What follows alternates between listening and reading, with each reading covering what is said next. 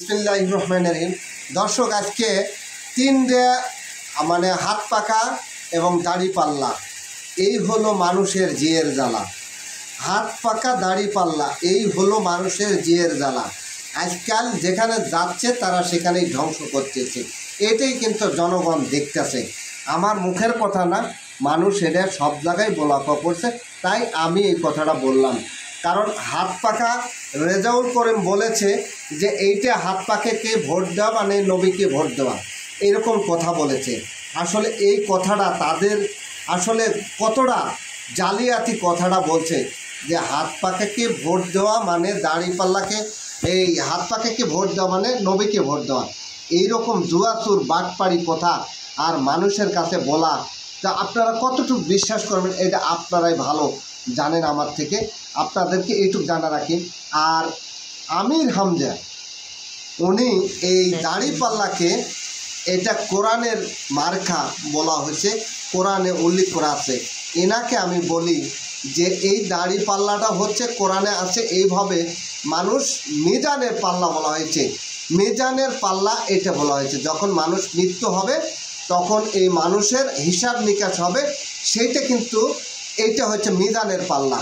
কিন্তু এইটাকে ভোট দিয়ে এটাকে কোরআনের পাল্লা, এটা কোরআনে আছে এই কথাটা জালিয়াতি। এরা কতটুকু আর মানুষের কাছে এরকম ভণ্ডামি কথা বলবে। আপনারা হয়তো বা ইসলামিক মাইন্ডে চলেন, কথা বলেন, এটা ঠিক আছে, কিন্তু এটা যখন আমাদের যে এই জামাত ইসলাম ছিল না তখন কি মানুষ ছিল না? ছিল, এখনও আছে, কিন্তু তারা এইগুলো বলে কি কি উপকার পাবে আর না পাবে সেটা কিন্তু মানুষ জেনে গেছে অলরেডি।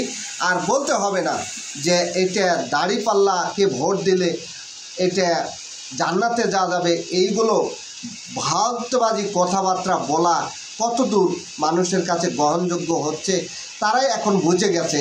আপনারাই বুঝলেন যে এরা আর কতদূর ভণ্ডামি করবে।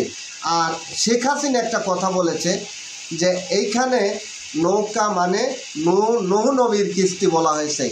এই যে শেখ হাসিনা যে নূহ নবীর কিস্তিকে এই নৌকা মানে যখন দুনিয়াটা প্রলোভন হবে, ধ্বংস হবে, তখন এই সকল কিছু এই নূহ নবীর কিস্তিতে তোলা হয়েছিল। তাই এইটা শেখ হাসিনা একটা বর্ণনা দিয়েছে যে এটা নূহ নবীর নৌকা, এই কথাটা বর্ণনা দিয়েছে।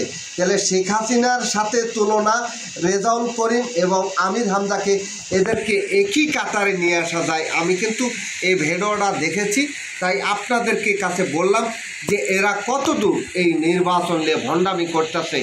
আসলে এটা কিন্তু ভোট, এটা মানুষের অধিকার, একটা দেশ পরিচালনা মানে শান্ত করে রাখার জন্যে এই মানুষ একটা সিলেকশন করে দেয় যে যাতে দেশে যাতে খুন খারাপি, চুরি ডাকাতি, লুচ্চা আহাজারি এগুলো যাতে না হয়, এই জন্যে একজন ভালো মানের মানুষ সিলেকশন করে তাকে আমরা ভোট দিই।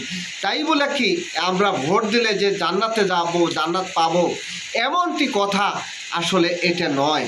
এটা কিন্তু আসলে আমরা সিলেকশন করি দেশের মানুষকে পরিচালনা করার জন্যে। এইভাবে এই যে এরা যে তিনজন মিথ্যাচার করতেছে, এদের আসলে মানুষ কতটা ভোট দেবে না দেবে, মানুষ আগে যতটা বিশ্বাস করেছিল এখন তাদেরকে কিন্তু অতটা বিশ্বাস করে না। ধন্যবাদ, আমি আর কিছু বলতে চাই না। আপনারা জানেন যে হাত পাকা দাড়িপাল্লা এই হচ্ছে মানুষের জিয়ের জ্বালা। হাত পাকা দাড়িপাল্লা মানুষের হলে জিয়ের জ্বালা। কারণ আগামীতে ক্ষমতা আসলেই পাকিস্তান দেখেছিলেন যে এই বাংলাদেশ শোষণ করে দিয়েছে, বাংলাদেশের মানুষ চাই না, আমরা চাই বাংলাদেশের মাটি। আমরা এই যে বাংলাদেশে দেখতে চাচ্ছি, এখন জামাত ইসলাম বলছে একটি কথা বারবার বলছে যে আমরা ইসলাম প্রতিষ্ঠা করব। কে ইসলাম করলো কে করলো না এটা তারা দেখতেছে না। আসলে ইসলামের বাইরে যে বহুত লোক আছে তারা এটা গণ্য করতেছে না। আপনারা বলেন এই বাংলাদেশের অবশ্যই 5% লোক হিন্দু, খ্রিস্টান, বৌদ্ধ আছে, 95%। এইখানে বলেন তো এই 95% লোকের মধ্যে আপনারা কয় পার্সেন্ট লোক আছেন? হয়তো বা 3% না হলে 6% আপনারা জামাত শিবির করেন। তাহলে আর বাকি লোক আপনারা কোন দিকে দেবেন? এরা কি আপনার দিকে যাচ্ছে না বাইরে থাকছে? তাহলে আপনারা এরা কিন্তু ইসলামকে মাইনেই তারা এই দেশে বসবাস করবে। আপনারা যে ভোট নিয়ে রাজনীতি করতেছেন এটা মানুষ, দেশের মানুষ জানিয়ে গেছে। ধন্যবাদ, আমি আর কিছু বললাম না। হাত পাকা আর দাড়িপাল্লা মানুষের হয়ে হলো জের জ্বালা, এটাই আপনাকে বলে দিলাম। ধন্যবাদ।